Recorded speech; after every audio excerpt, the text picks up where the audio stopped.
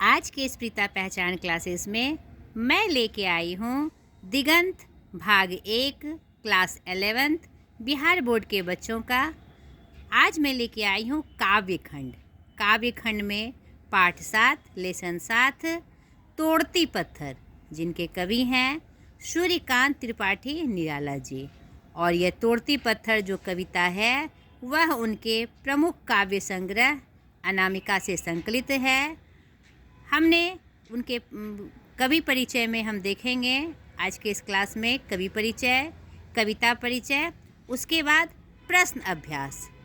तो यह तोड़ती पत्थर हमारे जो सूर्यकांत त्रिपाठी निराला जी हैं वह एक विद्रोही और क्रांतिकारी कवि थे, जिसके भाव विचारों के केंद्र में रूढ़ियों की मार झेलता तथा शोषण और दमन पर पलती व्यवस्था के अन्याय और वंचनापूर्ण व्यूहों में पिसता हुआ मनुष्य था। उनके हितों की रक्षा के लिए निराला अपनी रचनाओं में एक मोर्चेबंदी सा करते दिखाई पड़ते हैं। विद्रोह और क्रांति की चेतना उनके जीवन और काव्य में एक समान है। तो यह जो कविता उनकी है वह भी इसी रूप में हमारे सामने प्रस्तुत होगी। तो चलिए पहले स्टार्ट करते हैं कवि परिचय से। यहाँ पर देखिए आपके पाठ्य पुस्तक में उनका पूरा परिचय स्पष्ट रूप से यहाँ पर संदर्भित है, मुझे अलग से बताने की आवश्यकता नहीं है। अगर आपके पास पाठ्य पुस्तक उपलब्ध नहीं हो तो आप स्क्रीनशॉट लेकर इनका पूरा परिचय ले सकते हैं। तो यहाँ पर देखिए सूर्यकांत त्रिपाठी निराला जी का पूरा परिचय। उनका जन्म 1897 ईस्वी बसंत पंचमी में हुआ था और निधन 15 अक्टूबर 1961 में। ठीक है। इनका जन्म स्थान महिसादल था जो बंगाल में है और उसी रियासत के में उनका जन्म हुआ था। इनका मूल निवास ग्राम गढ़ाकोला, जिला उन्नाव, उत्तर प्रदेश। इनके पिता पंडित राम सहाय त्रिपाठी। इनकी शिक्षा बंगला, संस्कृत, अंग्रेजी में प्रारंभिक शिक्षा, औपचारिक शिक्षा स्वच्छंद स्वभाव के कारण स्कूल तक ही, पुनः स्वाध्याय से इन्होंने विद्यार्जन किया। इनकी विशेष अभिरुचि संगीत तथा कुश्ती लड़ने में।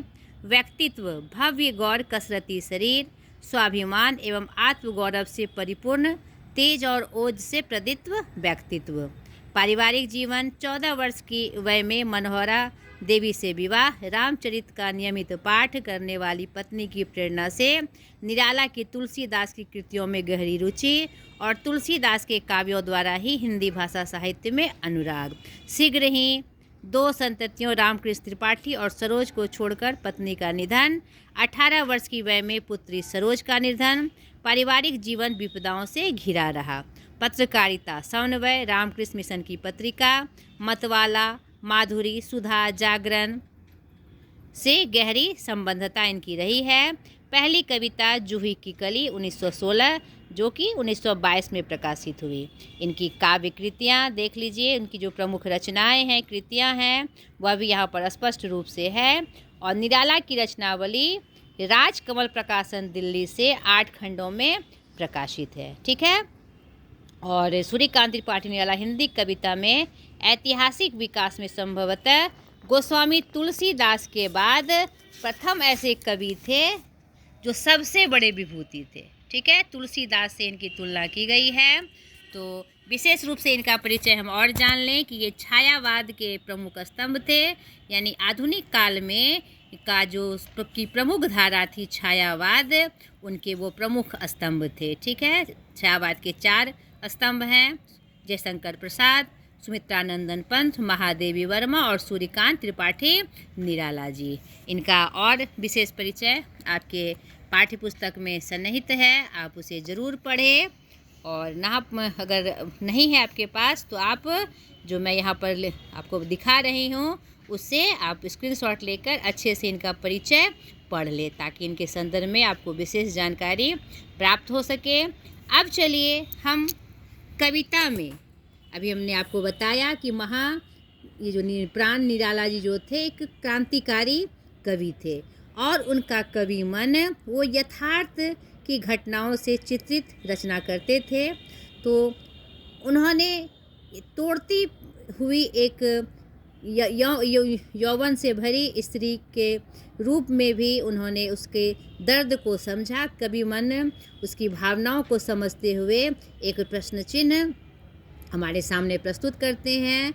और एक तोड़ती हुई पत्थर की स्त्री का जो आंतरिक मन है, जो दुख से भरा हुआ है, लेकिन अपने कर्म पथ पर वह लीन है, कर्मरत है, तो उसको उन्होंने अपनी कविता में स्थान दिया।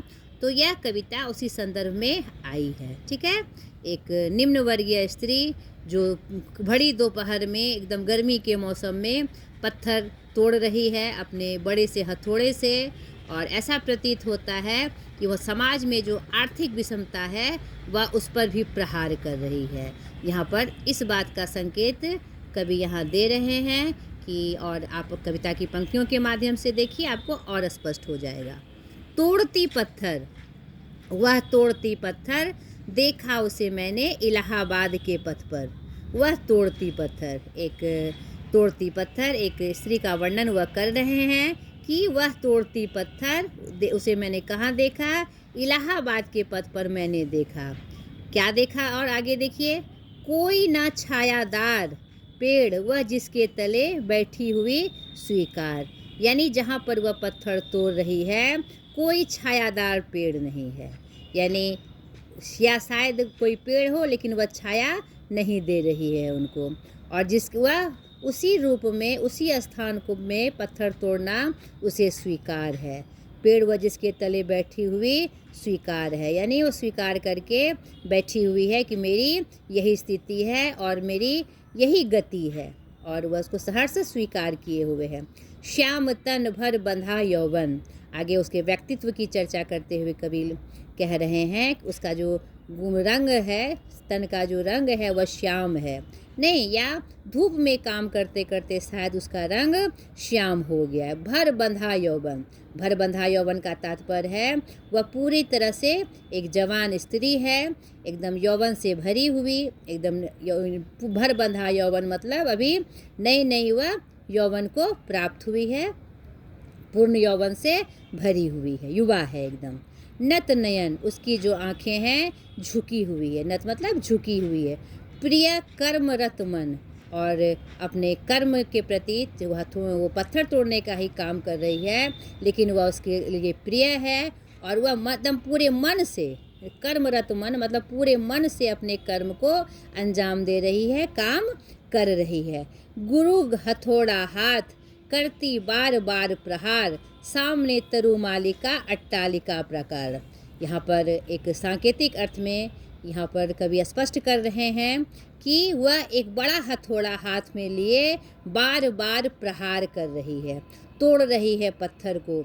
यहाँ पर सांकेतिक अर्थ में यह भी बता रहे हैं कि सामने तरुमालिका है, यानी तरु यानी कि वृक्षों की पूरी धाराएं हैं, एक क्रम में कतारबद्ध होके बहुत सारे पेड़ हैं सामने में। अट्टालिका है, यानी बड़े बड़े भवन हैं, ऊंचे ऊंचे भवन हैं, बहुमंजिले भवन हैं, और प्राकार भी है, यानी उस भवन के चारों ओर चार दीवारी भी है। यानी वह शायद प्रहार कर रही है कि मेरी यह स्थिति, और सामने ये अट्टालिका, ये भवन, ये छायादार वृक्ष कतार में बंधे हुए, लेकिन मैं विवश हूँ इस बिना छायादार वृक्ष के नीचे पत्थर तोड़ने में, चिलचिलाती धूप में। यानी वह ऐसा प्रतीत होता है कवि अपने मन से यह संकेत दिखा रहे हैं कि वह उस आर्थिक विषमता पर भी लगता है प्रहार कर रही है, चोट कर रही है। जो समाज सबको आगे बढ़ने की बात कहता है, उसमें ये इतनी आर्थिक विषमता क्यों? सामने बड़े बड़े महल, बड़ी बड़ी अट्टालिकाएं और इतने सारे छायादार वृक्ष, चार दीवारी, लेकिन मैं यहाँ खुले में बैठकर चिलचिलाती धूप में पत्थर तोड़ने को विवश हूँ। शायद वह संकेत भी दिखा रही है। यह कवि मन की आहत भावना उन्होंने प्रस्तुत की है। चढ़ रही थी धूप, चढ़ रही थी धूप यानी धीरे धीरे सुबह से दिन बीत रहा था, दोपहर का समय आ रहा था। चढ़ा हुआ धूप किसे कहते हैं? दोपहर के समय को। गर्मियों के दिन, वो कौन सा दिन था? गर्मियों का दिन था। दिवा का तमतमाता रूप, दिवा यानी दिन का, लगता था कि तमतमाए रूप में, बहुत गुस्से रूप में एकदम तमतमाई हुई है, गर्मी से एकदम बौखलाई हुई है। उठी झुलसाती हुई लू, और इसी समय लू किसे कहते हैं? बहुत तेज गर्म हवा को लू कहा जाता है, नहीं? उसी समय कैसी झुलसाती हुई, शरीर को, तन को झुलसाती हुई गर्म हवा चलती है।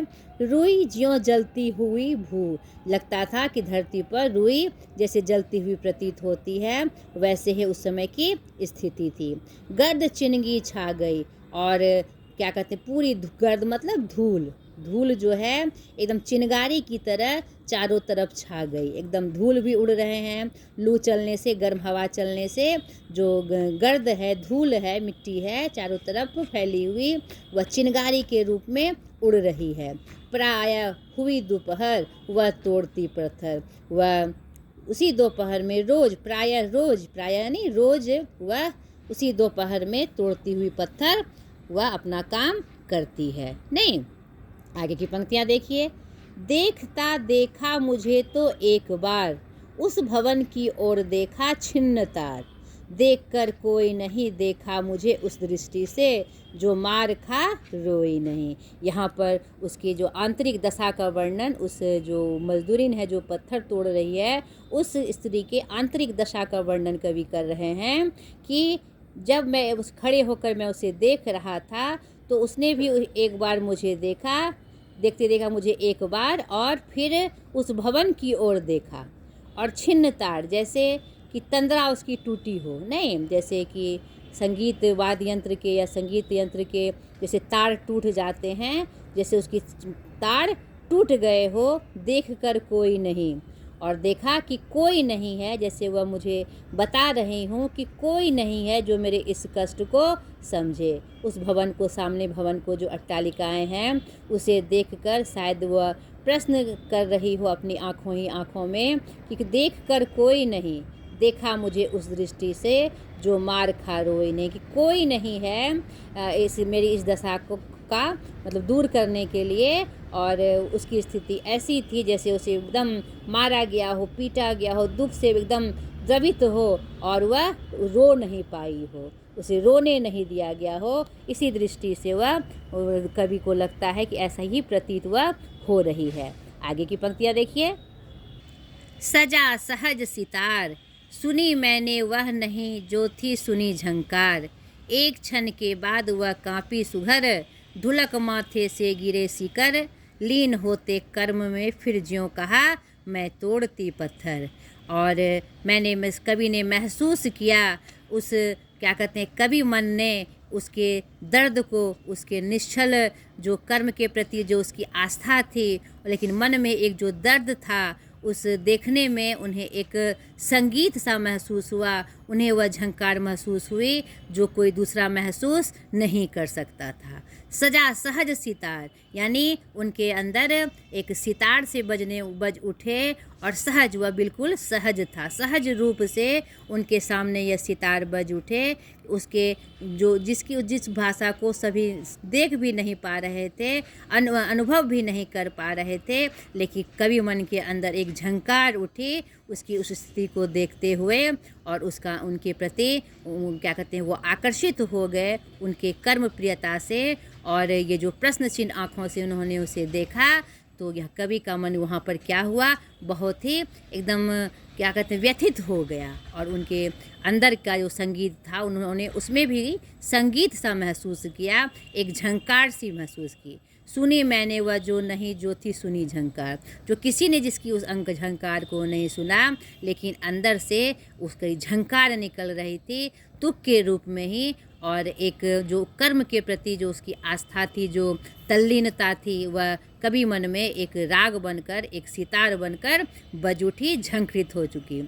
एक क्षण के बाद वह कांपी सुघर, और एक क्षण के बाद वह कांपी वह सुघर यानी सुगठित, मनोहारी जो उसका रूप था, सुंदर रूप, सुघर सुगठित रूप था, वह कांप उठी और माथे पे उनके पसीने ढुलक माथे से गिरे शिकर, और उनके माथे पर पसीने की बूंदें, शिकर मतलब क्या होता है, पसीना की बूंदें ढुलक गई, गिर गई, और लीन होते कर्म में, फिर वह अपने कर्म में यानी है पत्थर को तोड़ने में लीन हो गई, और जैसे मुझसे कह रही हूँ, मैं तोड़ती पत्थर, यह मेरा कर्म है, इसी से मुझे भोजन प्राप्त होता है, इसी से मेरी जीवनचर्या चलती है, इसीलिए मैं पत्थर तोड़ रही हूँ, मैं अपने काम में लीन होना चाहती हूँ। जैसे कह रही हूँ कि अब मैं अगर आपसे यह प्रश्न करती रहूँ तो फिर मेरा समय व्यर्थ हो जाएगा और मेरा काम पूरा नहीं होगा। तो दोनों अर्थ में यहाँ पर मैं उस आर्थिक विषमता को भी तोड़ रही हूँ कि शायद मेरा भी समय बदल जाए, मेरा भी समय सही रूप में लौट आए। ठीक है, तो बहुत ही सुंदर कविता। अब मैं प्रश्न अभ्यास के माध्यम से हम देखेंगे कि इसमें और कौन सी बात कही गई है। ठीक है, तो जल्दी जल्दी हम प्रश्न अभ्यास भी कर लें कविता के साथ। पत्थर तोड़ने वाली स्त्री का परिचय कवि ने किस तरह दिया है। यहाँ पर अभी हमने कविता के भावार्थ में देखा, भाव में देखा कि पत्थर तोड़ने वाली स्त्री का परिचय किस रूप में दे रहे हैं। उसका रंग कैसा है, श्याम तन है, उसका जो रंग है श्याम है, श्यामला है, पूरे यौवन से भरी हुई है, यानी पूर्ण तरफ से यौवन है, उसकी आंखें झुकी हुई है, और अपने कर्म जो उसका कर्म है पत्थर तोड़ने का, उसमें वह उसका मन रत है। नहीं, पूरे बहुत सुंदर तरीके से उनका परिचय कवि दे रहे हैं। अगर ये 2-3 नंबर में आए तो उसका व्यक्तित्व का परिचय देते हुए इसको वर्णन करना है। अगर दीर्घ उत्तरीय प्रश्न में आए तो उसका जो शुरू से अंत तक का परिचय कवि ने दिया है, उसका पूरा परिचय आपको देना है। ठीक है। दूसरा, श्याम तन भर बंधा यौवन, नत नयन प्रिय कर्मरत मन। निराला ने पत्थर तोड़ने वाली स्त्री का ऐसा अंकन क्यों किया? आपके विचार से ऐसा लिखने की क्या सार्थकता है? प्रस्तुत पंक्ति हमारे पाठ्य पुस्तक दिगंत भाग 1 तोड़ती पत्थर काव्य से ली गई है, काव्यखंड के पाठ 7 से ली गई है, जिसके कवि सूर्यकांत त्रिपाठी निराला जी हैं। इस पंक्ति का अंकन करने का उनका तात्पर्य है कि उन्होंने इलाहाबाद की सड़क पर एक युवा स्त्री को देखा जिसका व्यक्तित्व श्यामला था और वो पूरी तरह से जवान थी, और क्या कहते हैं, उसकी आंखें झुकी हुई थी। शायद इसलिए झुकी हुई थी क्योंकि भरी दोपहरी में खुले जगह वह जो यह काम कर रही थी, तो उसकी ऐसी अवस्था में कोई उस पर गलत नज़र ना डाल सके, या फिर अपनी बेबसी को छुपाए वह नयन को नीचे किए हुए अपने काम में लगी हुई थी। और यहाँ पर जो सामाजिक विषमता है, वो चाहे वह आर्थिक हो चाहे सामाजिक हो, उसे भी वह दबाए नत नयन करते हुए अपने कर्म पथ पर कर्म में एकदम लीन थी। तो निराला ने पत्थर तोड़ने वाली स्त्री का ऐसा अंकन इसलिए किया है क्योंकि इस कविता के माध्यम से वह यह बताना चाह रहे हैं कि हमारे समाज में जो ये आर्थिक विषमता है उस पर यह स्त्री प्रहार कर रही है। आखिर ऐसा क्यों?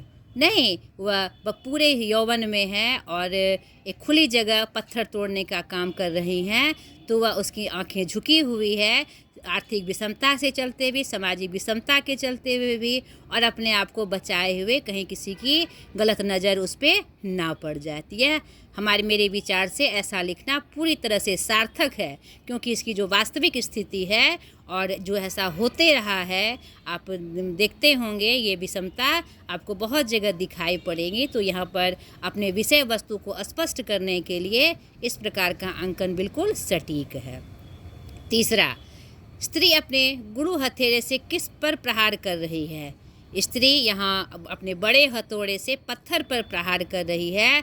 साथ ही साथ ये छायावादी कविता है। यहाँ पर कवि सांकेतिक अर्थ में यह भी बता रहे हैं कि वह हमारे समाज के की जो सामाजिक विषमता है और जो आर्थिक विषमता है, कहीं सामने बड़ी बड़ी अट्टालिकाएं, महल, छायादार पेड़, हर तरह से खुशहाली, और एक तरफ वह भरी दोपहर में जहाँ लोग आराम करते हैं वह पत्थर तोड़ने को विवश है। तो उस पर भी वह प्रहार कर रही है कि आर्थिक विषमता क्यों। चौथा, कवि को अपनी ओर देखते हुए देखकर स्त्री सामने खड़े भवन की ओर देखने लगती है, ऐसा क्यों। कवि को अपनी ओर देखते हुए एकाएक एक बार स्त्री सामने खड़े भवन को देखने लगती है कि कोई नहीं है जो मेरी इस दशा पर क्या कहते हैं कोई प्रश्न चिन्ह उठाए, और इतनी बड़ी बड़ी महिलाएं मेरे सामने है, इतने बड़े बड़े उच्च वर्ग के लोग हैं, लेकिन कोई मेरी दशा को नहीं समझ रहे हैं। आप देखकर चिंतित क्यों है, यानी कि आप देखकर क्या कर लेंगे। इतने बड़े बड़े उच्च वर्ग के लोग मेरे सामने रहते हैं, लेकिन किसी को मेरी चिंता नहीं है, मेरी इस दशा पे किसी को अभी ध्यान नहीं जाता है। लेकिन वह एक छोटे तबके की लोग स्त्री है और वह अपनी बात खुल कर नहीं कह सकती। वह ऐसा लगता है कि मार खाकर भी वह बिना रोई हुई है। इस तरह से कवि उनका परिचय देते हैं। छिन्न तार का क्या अर्थ है, कविता के संदर्भ में स्पष्ट करें। छिन्न तार का तात्पर्य है, यहाँ पर हमने कविता की पंक्तियों में देखा कि छिन्न तार शब्द का प्रयोग किया गया। देखा मुझे तो एक बार उस भवन की ओर देखा, छिन्न तार यानी कि तार टूट जाना नहीं। छिन्न तार का तात्पर्य क्या होता है, यहाँ पर शब्द निधि में निरंतरता उसकी जैसे टूट गई हो, कि काम करने के क्रम में उसे देखते हुए जब उन पे नज़र पड़ती है कवि पर, जैसे कि उनकी तंद्रा टूट गई हो, तार टूट गए हो उसके काम करने के पथ पर, यहाँ पर उसका तात्पर्य है।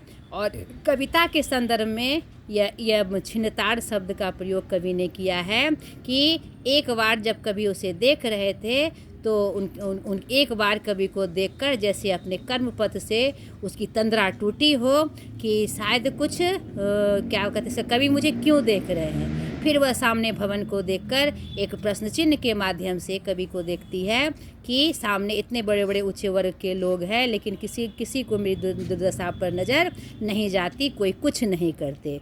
तो अचानक से उसकी तंद्रा टूटती है। ठीक है। छठा, देख कर कोई नहीं देखा मुझे उस दृष्टि से, जो मार खा रोई नहीं, इन पंक्तियों का मर उद्घाटित करे। प्रस्तुत पंक्ति हमारी पाठ्य पुस्तक दिगंत भाग 1 के काव्य खंड के पाठ 7 से ली गई है, जिसके कवि सूर्यकांत त्रिपाठी निराला जी हैं। इस आपको ऐसे ही आंसर करना है जैसे मैं बोल रही हूँ। इस कविता के माध्यम से कवि एक स्त्री जो एक छोटे वर्ग की, निम्न वर्ग की स्त्री है, जो भरी गर्मी की भरी दोपहरी में पत्थर तोड़ रही है, तो कवि मन वहाँ पर दो अर्थ में उसे क्या पर संदर्भित करते हैं। एक भरी दोपहरी में एक तरफ जहाँ महल अट्टालिका में लोग आराम कर रहे हैं और वह स्त्री धूप में पत्थर को तोड़ने के लिए विवश है, क्योंकि उसे पेट भरना है, अपने परिवार का जीवन यापन चलाना है। नहीं तो इसी क्रम में यह पंक्ति आई है कि जब वो देख रहे थे उसको इलाहाबाद के सड़कों पर पत्थर तोड़ते, तब वह भी एक बार उनको देखती है और फिर वो भवन को, सामने वाले भवन को देखने लगती है कि कोई देखकर भी मेरी दुर्दशा को नहीं देखता। सामने भवन में इतने उच्च वर्ग के लोग होते हैं जो मेरी इस दुर्दशा को दूर कर सकते हैं, लेकिन कोई देखकर भी नहीं देखता। कवि को उसी दृष्टि से वह देखती है और कवि को ऐसा नज़र आता है जैसे कि वह मार खाकर भी नहीं रोई है। ऐसी उनकी स्थिति उनको दिखाई पड़ती है। यहाँ पर कवि का दिल का जो मर्म है, जो दर्द है, यहाँ पर उद्घाटित हुआ है। ठीक है। 7वां, सजा सहज सितार, सुनी मैंने वह नहीं जो थी सुनी झंकार। यहाँ किस सितार की ओर संकेत है, इन पंक्तियों का भाव स्पष्ट करें। प्रस्तुत पंक्ति हमारे पाठ्य पुस्तक दिगंत भाग 1 काव्य खंड पाठ 7 से ली गई है, तोड़ती पत्थर कविता से ली गई है, जिसके कवि सूर्यकांत त्रिपाठी निराला जी हैं। इस कविता के माध्यम से कवि हमारे समाज में जो आर्थिक विषमता है उसका चित्रण एक मजदूरिन जो पत्थर तोड़ रही है भरी दोपहर में, उसके माध्यम से करा रहे हैं। और इसी क्रम में इलाहाबाद के सड़कों पर वह उस स्त्री को देखते हैं जो भरे यौवन में पत्थर को तोड़ने का काम कर रही है। और उसके जो जब एक बार वह देख रहे थे तो अचानक से वह देखती है और एक प्रश्न चिन्ह क्या कहते हैं, कवि के सामने छोड़ती है कि मेरी इस दुर्दशा को देखने वाला कोई नहीं है। सामने इतने बड़े बड़े महल हैं, लेकिन कोई मेरी इस दशा को समझने वाला या बदलने वाला नहीं है। नहीं तो कवि का मन उसी समय एक सितार उनके अंदर झंकृत हो जाता है। उसे उसके पत्थर तोड़ने में भी एक संगीत, एक सितार का अनुभव होता है कि उस स्त्री में एक विशेष भाव की झंकार कवि को सुनाई पड़ती है, जो किसी को और को सुनाई नहीं पड़ सकती। यहाँ पर जो उसकी स्थिति को कोई नहीं समझ रहा है, वह जो प्रश्न चिन्ह लगाती है, लेकिन कवि मन उसके इस झंकार से झंकृत हो उठता है। तो यहाँ पर सितार किस सितार का संकेत है? वो उसके प्रति, कवि के मन में उस मजदूरिन के प्रति जो भाव उत्पन्न होते हैं, जो प्रश्न चिन्ह उसने छोड़ा है, उसी सितार की बात यहाँ संकेत रूप में कही जा रही है। ठीक है। 8वां, एक क्षण के बाद वह कांपी सुघर, ढुलक माथे से गिरे सीकर, लीन होते कर्म में फिर ज्यों कहा मैं तोड़ती पत्थर। और यहाँ पर यह पंक्ति हमारे पाठ्य पुस्तक दिगंत भाग 1 काव्य खंड पाठ 7 तोड़ती पत्थर कविता से ली गई है, जिसके कवि सूर्यकांत त्रिपाठी निराला जी हैं।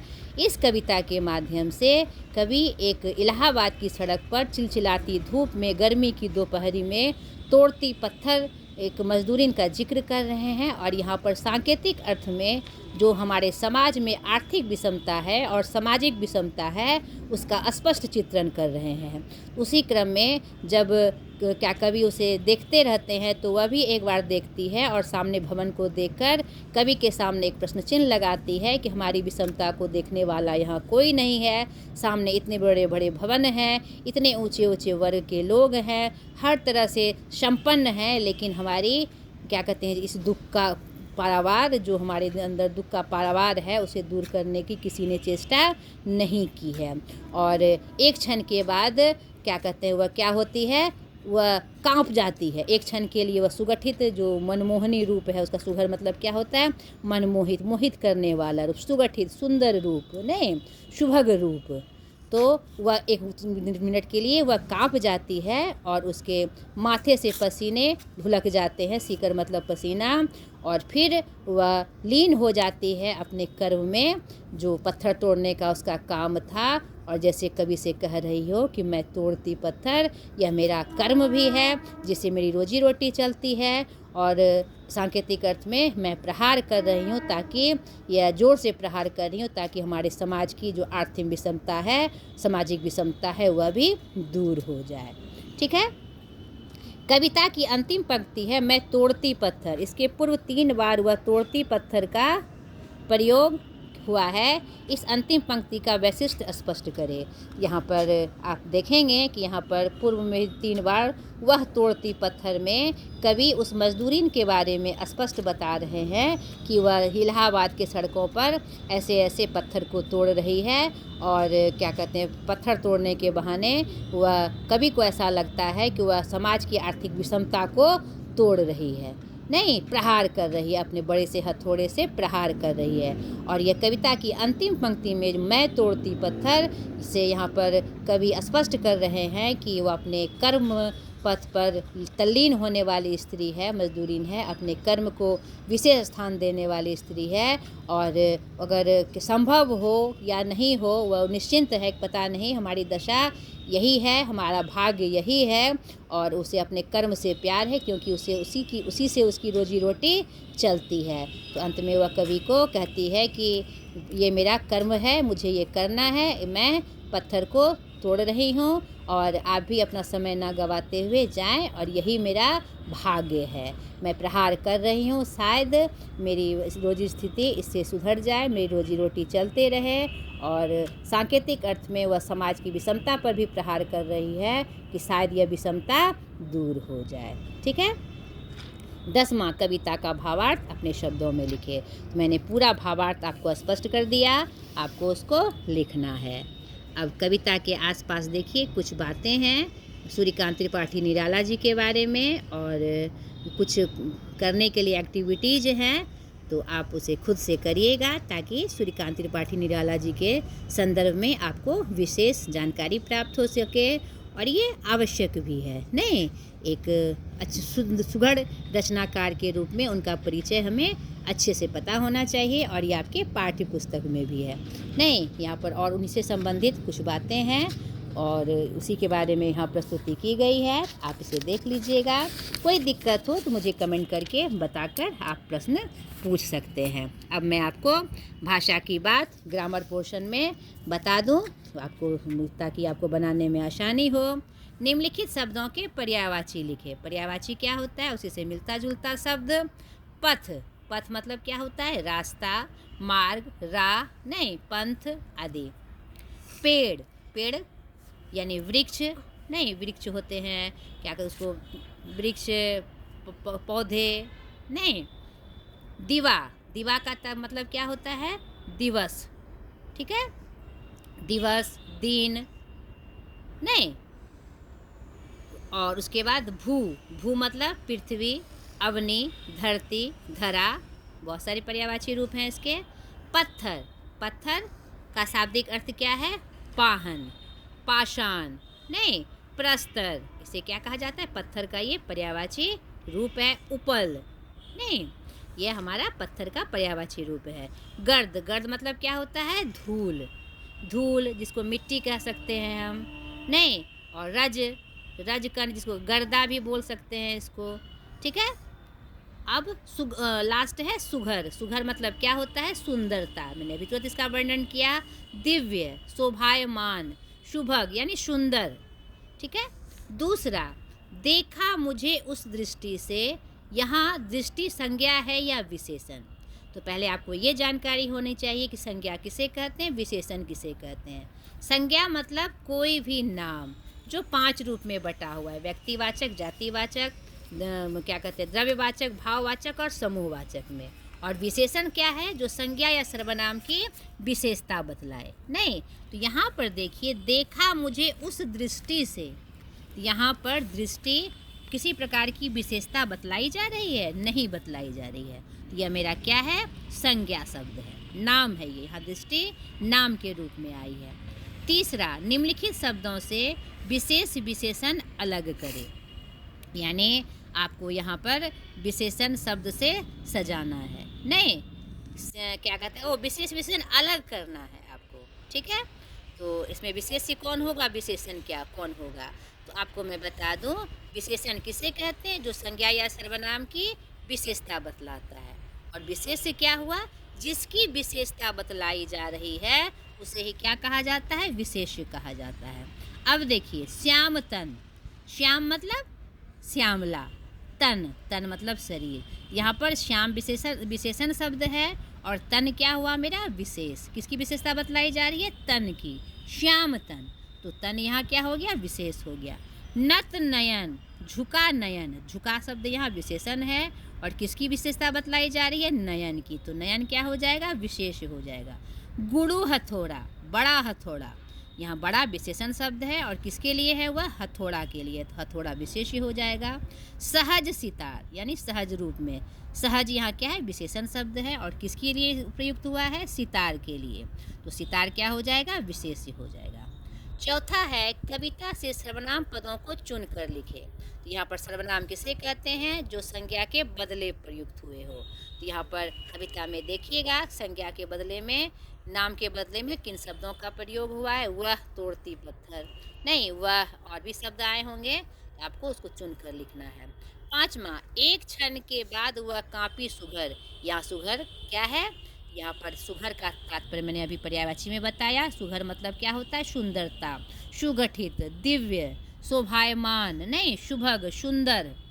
यहाँ पर सुघर का ये तात्पर्य है। यहाँ पर सुघर सुगठित बदन वाली एक क्षण के लिए वह कांप जाती है, यानी उसके व्यक्तित्व का वर्णन यहाँ किया गया है। छठा, कविता से अनुप्रास, रूपक और उपमा अलंकारों के उदाहरण चुनकर लिखें।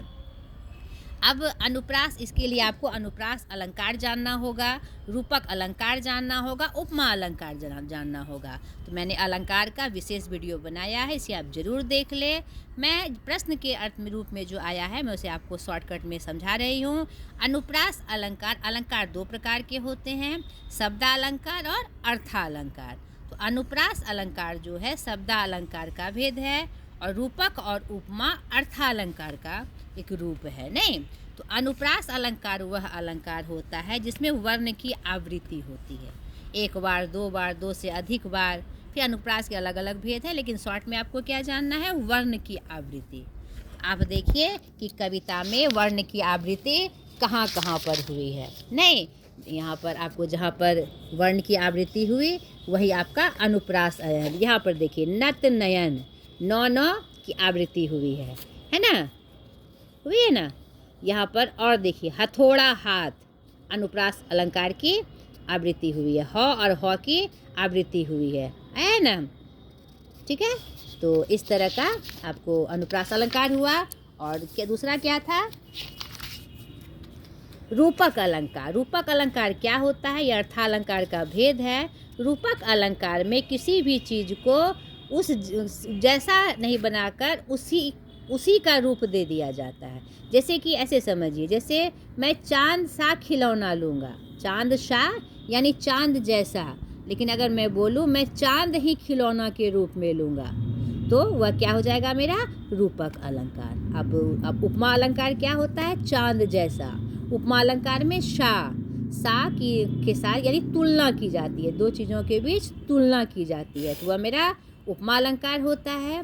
और उसी का रूप अगर दे दिया जाए तो वह मेरा रूपक अलंकार होता है। तो इस कविता में वह कहाँ पर आया है, तो वह पर आपको चुनकर लिखना है। ठीक है, जैसे कि आप आया है गुरु हथौड़ा, गुरु हथौड़ा, बड़ा हद सामने तरुमालिका अट्टालिका, यहाँ पर तरुमालिका डैश के साथ आया है, नहीं अट्टालिका, यहाँ पर रूपक अलंकार है।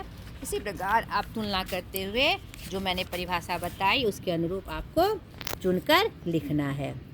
यह कविता एक प्रगीत है। गीत और प्रगीत में क्या अंतर है, यह अपने शिक्षक से मालूम करें। मैं आपको शॉर्ट में बता दूं, यह कविता एक प्रगीत है। प्रगीत का मतलब होता है, प्रगीत का इंग्लिश हुआ लिरिक, यानी एक भाव को यानी एक पार्ट को बताना। यह मुख्यतः छोटे अर्थ रूप में होता है और क्या कहते हैं, किसी एक भाग के बारे में बताया जाता है। जैसे कि वह तोड़ती पत्थर, एक मजदूर स्त्री का वर्णन है।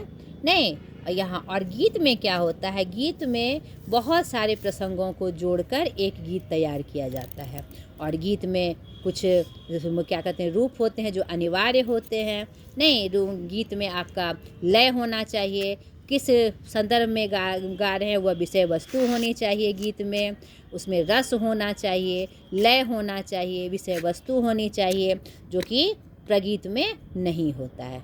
प्रगीत एक व्यक्तिक एक यानी एक तरह से कहिए तो रिजर्व रूप होता है एक भाग का। ठीक है, और भी अपने शिक्षक से मालूम करें, ये मैंने शॉर्टकट में आपको बताया। तो आज का यह पाठ आपका समाप्त हुआ, जिसकी व्याख्या और प्रश्न अभ्यास दोनों समाप्त हुआ। और आगे के क्लास में एक नए वीडियो के साथ मैं फिर हाजिर हो जाऊंगी। आप अच्छे से तैयारी करिए, पढ़ाई करिए। अब आपका फाइनल एग्ज़ाम नज़दीक है।